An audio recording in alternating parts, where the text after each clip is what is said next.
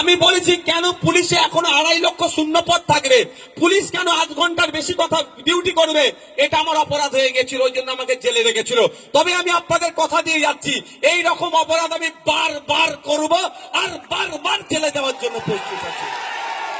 মানুষের জন্য কথা বললে জেলে যেতে অসুবিধা কোথায় ভাই? কোনো অসুবিধা আছে? আমি তো জেল কাটতে রাজি আছি। ওরা যখন জেলে ছিল, এটা বলে দিই আপনাকে, আমি প্রেসিডেন্সি জেলে ছিলাম।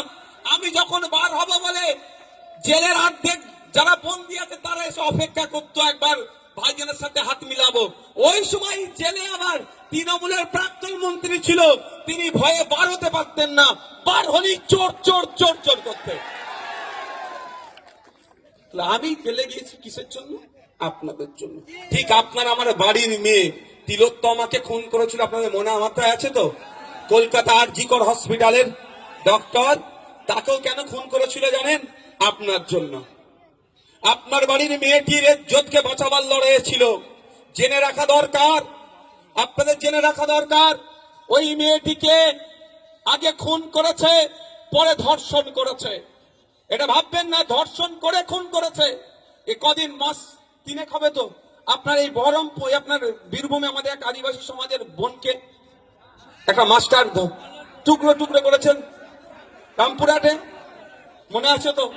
আমরা ভুলে যাব না। ওই বোনটার যতদিন না পরিবার নাই পাচ্ছে, আমরা লড়াই চালিয়ে যাব। এটাও খবর পাচ্ছি, এই এখানকার ব্লক লেভেলের কোন নেতারা নাকি ওই খুনটাকে চেপে রাখার চেষ্টা করছে। এটুকু মাথায় রাখবেন যে এই বিরসা মুন্ডার উত্তরসারির সাথে কেউ যদি অন্যায় করে, ফুরফুরার পিরাউ ওয়াক্কার সিদ্দিকের উত্তরসারি চুপ থাকবে না, এটা মাথায় রাখবেন।